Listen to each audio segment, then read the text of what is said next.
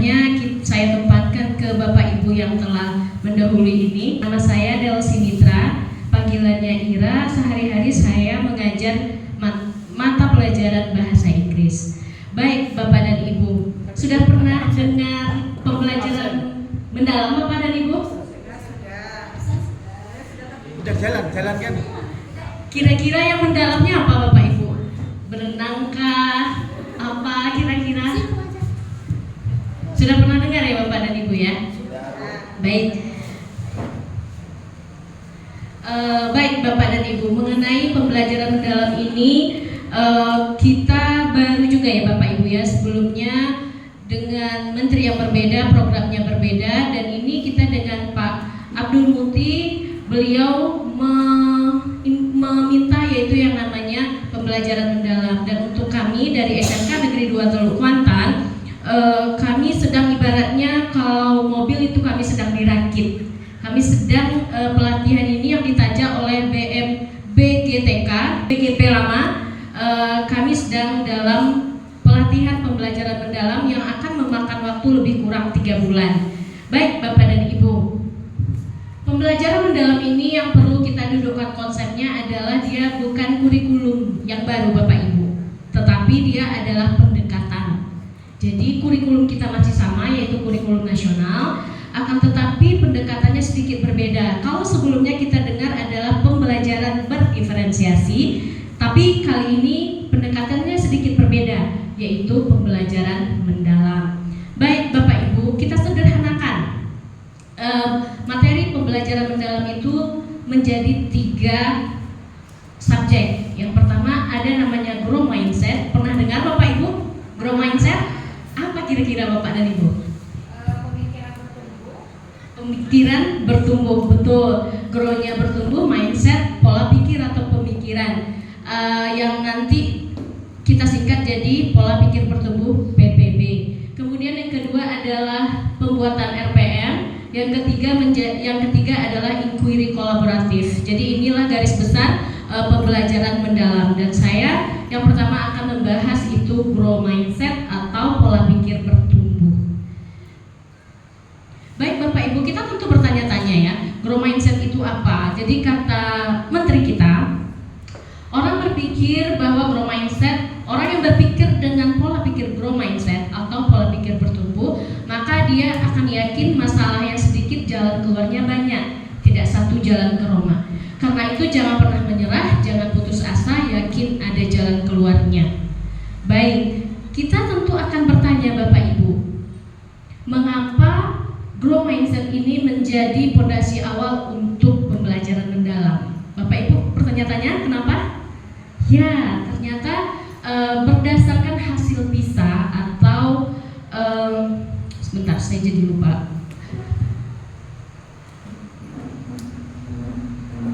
Program for International Student Assessment, program tes asesmen untuk siswa yang dia mencakup 3 hal atau ANBK ya Bapak Ibu. Hasil ANBK kita itu ternyata tidak terlalu baik.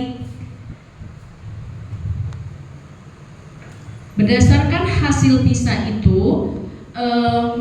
grow mindsetnya di bawah 40%. Karena berdasarkan hasil penelitian bahwa ada hubungan baik.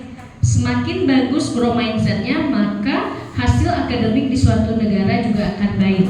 Nah, berangkat dari hasil ini, makanya grow mindset menjadi fondasi dasar pelaksanaan pembelajaran mendalam. Baik Bapak Ibu, setiap orang memiliki pola pikir sendiri ya Bapak Ibu ya. Kepalanya sama hitam tapi pikirnya berbeda. Kenapa? Karena pola pikir inilah yang menentukan tindakan yang akan menghasilkan hasil.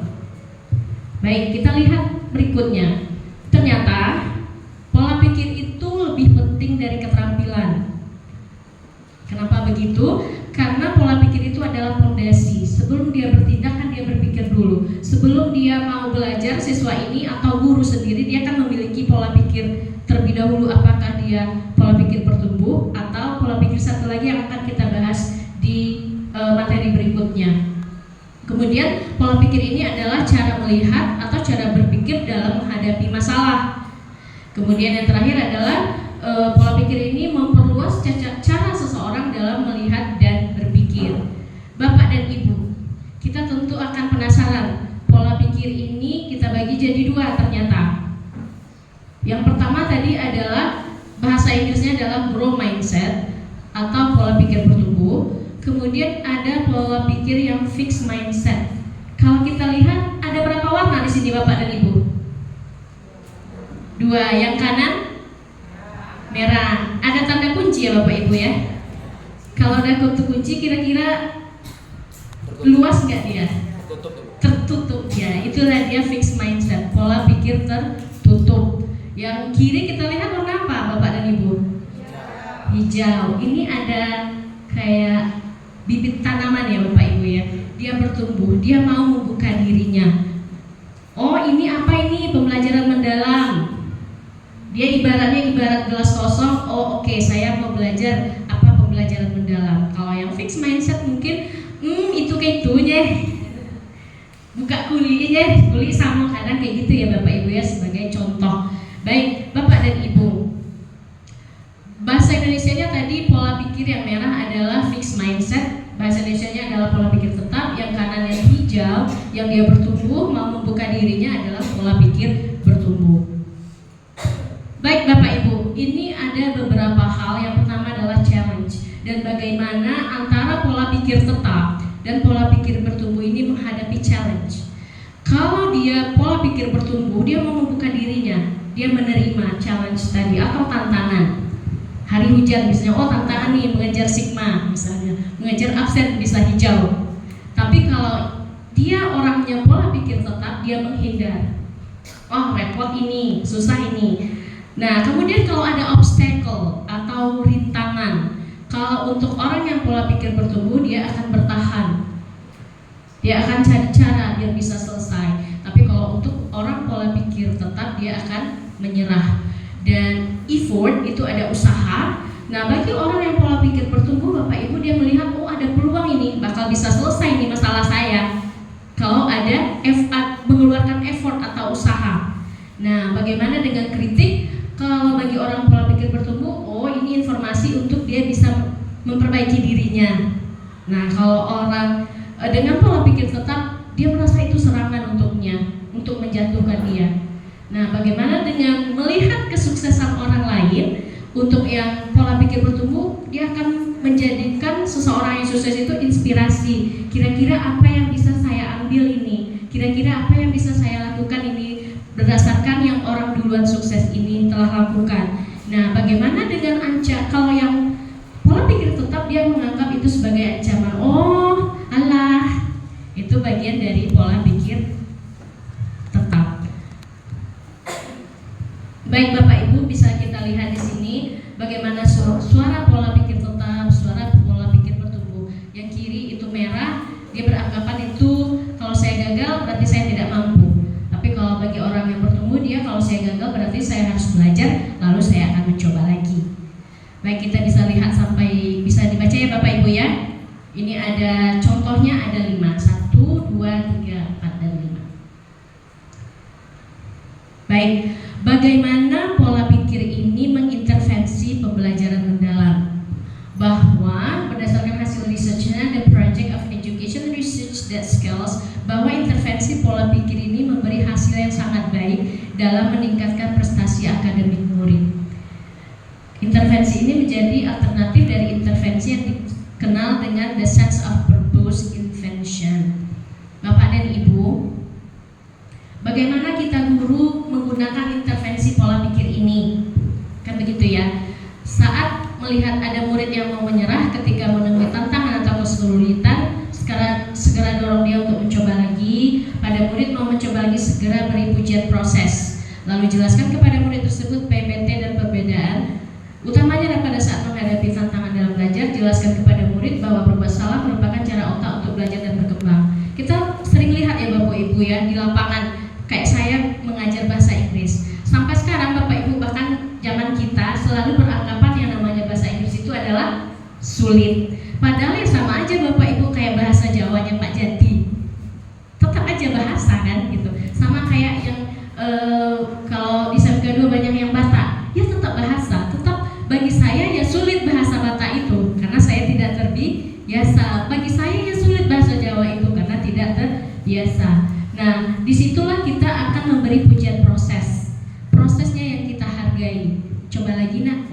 kamu bagus speakingnya, coba latih writingnya.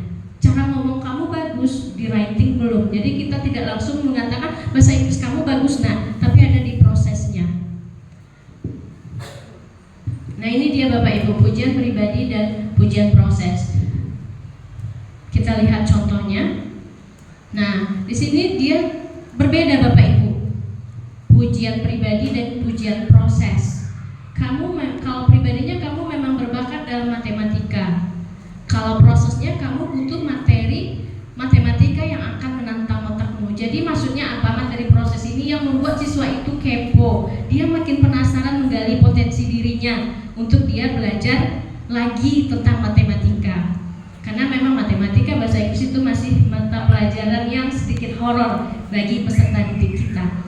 Nah, kamu pintar sekali, itu merupakan contoh dari pujian pribadi. Tapi prosesnya untuk dia maju terus adalah kamu telah menggunakan strategi yang tepat untuk menjawab soal ini.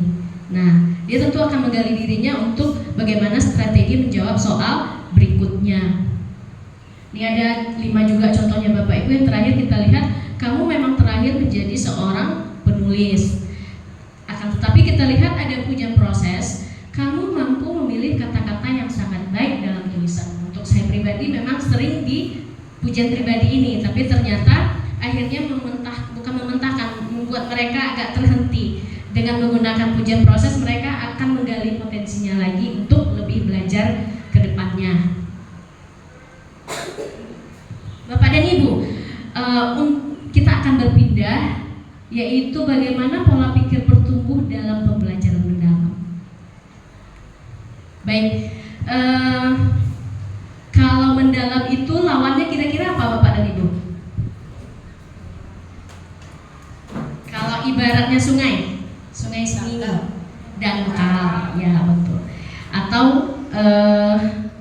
surface itu bagian atasnya, sedikit-dikit aja bagian atasnya. Kalau dia mendalam berarti dia tidak terlihat. Peserta didik itu dituntut untuk berpikiran metakognitif. Nah, berpindah dari pembelajaran surface atau yang dasar-dasarnya saja, ibarat keluar dari zona nyaman. Karena kita berpindah nih Bapak Ibu dari pembelajaran surface learning masuk ke deep learning. Makanya grow mindset itu dibutuhkan untuk menghilangkan rasa takut, untuk kita membuka diri, untuk kita mengosongkan gelas pikiran kita, belajar tentang pembelajaran mendalam. Baik Bapak dan Ibu, ya kita masuk ke sini Bapak dan Ibu. Pernah dengar Bapak Ibu prinsip atau rumus untuk membuat RPM? Belum. Pernah dengar angka 48334 Bapak dan Ibu? Pernah. Baik, apa itu Pak kira-kira? Apa yang Bapak dengar itu, coba ceritakan sedikit tentang 8334 itu. Yang pertama Bu, yang saya tahu Bu kan, 8334 Bu kan, Ya. itu pola dasar dalam penyusunan rencana pembelajaran mendalam Bu. Ya, betul. Kemudian yang 8 itu dimensi profil lulusan Bu. Ya. Kemudian ada yang namanya kerangka pembelajaran Bu, Ya. di situ. Mungkin yang lebihnya buat lupa Bu, yang 3 sama 4 lupa Bu. Baik, betul, terima kasih untuk Bapak.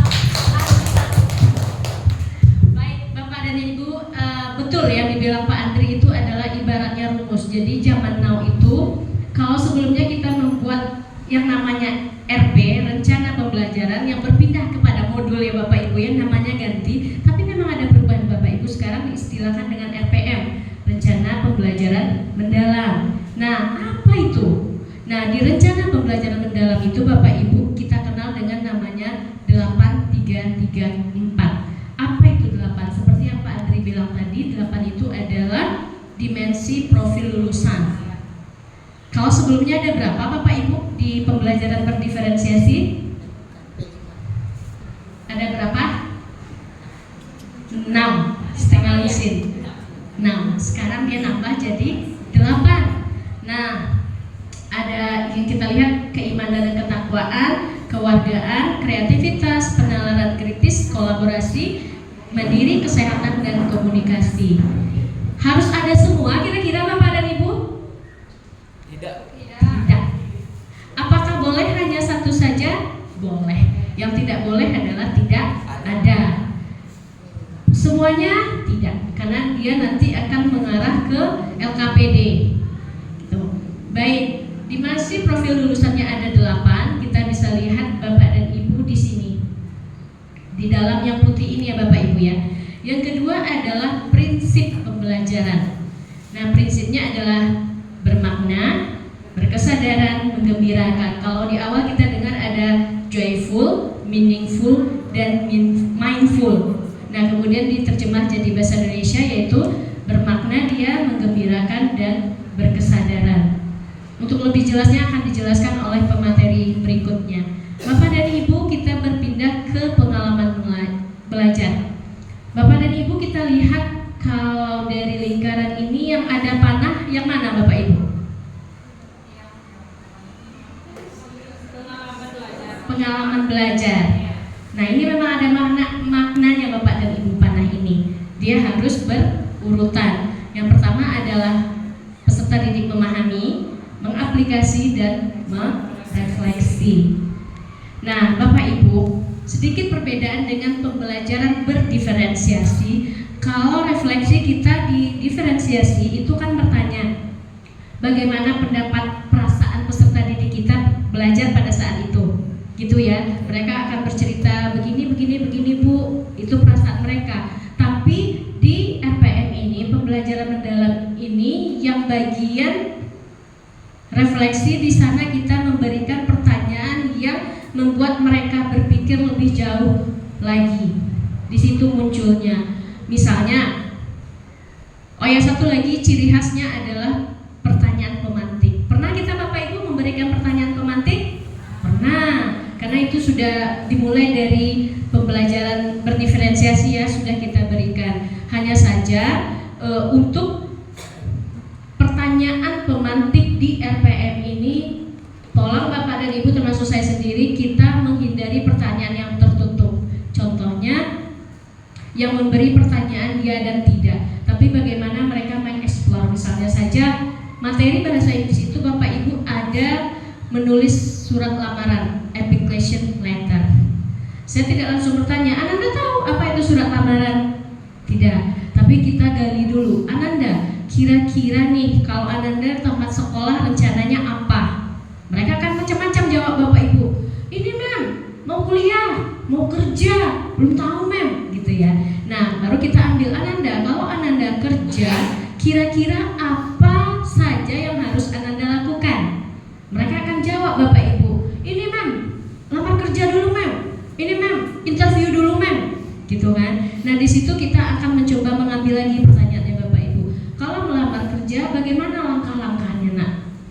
Nah, mereka mungkin kami yang pengalaman saya Bapak Ibu, mereka jawab ini mem, nulis daftar riwayat hidup, ini mem, nulis surat lamaran. Nah, di situ kita akan memulai pembelajarannya. Jadi ibaratnya peserta didik itu kita giring dia Bapak Ibu, pertanyaan pemantik tadi. Kemudian yang terakhir adalah yang sedikit membedakan adalah di tahapan refleksi. Setelah mereka memahami ini bisa menggunakan sintak apa saja Bapak Ibu. Apakah mau Bapak Ibu PJBL, apakah mau diskusi Bapak Ibu, apakah mau diajak keluar dengan langsung melihat objek nyata, terserah Bapak Ibu ya. Itu di proses memahami. Kalau proses mengaplikasi, misalnya kalau untuk bahasa Inggris, kalau di aplikasi mereka adalah menulis surat lamaran itu sendiri dalam bahasa Inggris. Mereka menulis daftar riwayat hidup itu sendiri dalam bahasa Inggris. Itu adalah contoh dari mengaplikasi. Nah, bagaimana kalau direfleksi? Disitulah Bapak Ibu kita akan memberikan pertanyaan.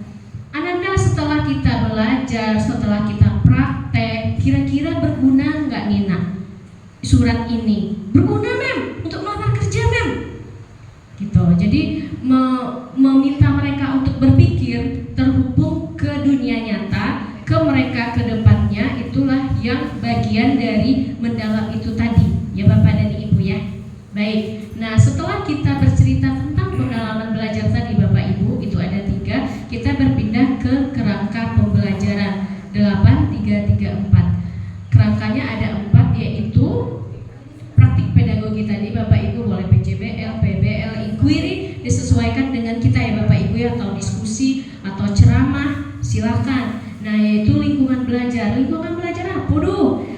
kita apakah kita ini di ruang kelas atau seperti cerita Pak Jati tadi di pustaka atau mungkin kita di luar kelas. Silahkan Bapak Ibu. Kalau untuk SMK itu mereka bisa praktek langsung di dunia usaha. Jadi anak didik kita bawa langsung, misalnya belajar perhotelan, mereka food and beverage, mereka langsung membawa ke coffee shop. Itu udah dilakukan. Jadi itu bagian dari contoh lingkungan pembelajaran. Nah, yang ketiga ada namanya kemitraan pembelajaran. Mitra pembelajaran ini Bapak Ibu, misalnya nih bahasa Inggris itu ada cerita tentang materinya procedure text. Nah, jurusan TKJ. Dulu Pak Inok itu ngajar TKJ di SMK 2 Teluk Banten. Nah, mereka kan ada langkah-langkah installing ya Bapak Ibu ya. Mereka ada langkah-langkah merakit. Nah, saya datangkan Bapak Ibu guru TKJ ke dalam kelas.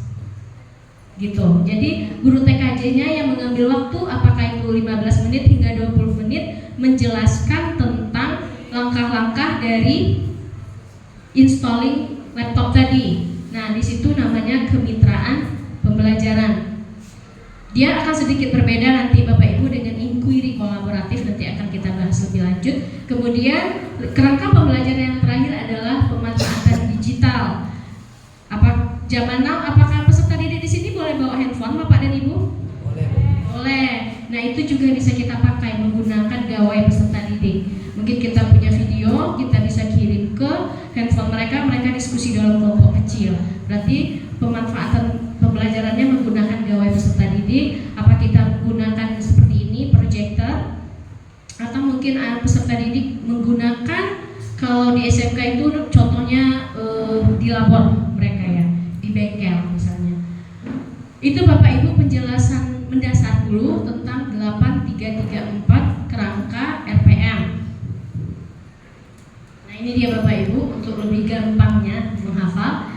8 DPL, 8 prinsip pembelajaran, 3 DP prinsip pembelajaran, 3 pengalaman belajar, dan 4 kerangka pembelajaran. Ini penjelasan lebih lanjutnya ya Bapak Ibu ya. Berkesadaran, bermakna, menggembirakan. Nah, menggembirakan apa ini? Nanti akan dijelaskan lebih lanjut oleh Ibu Fauzia Rifa. Kemudian ini memahami, aplikasi dan refleksi, ini yang harus berurutan tadi Bapak dan Ibu. Oke, baik. Demikian dulu Bapak dan Ibu untuk sesi tanya jawab. Nanti selesai Ibu Fauzia Rifa, kita lanjutkan penjelasan lebih mendalam dari Ibu Fauzia.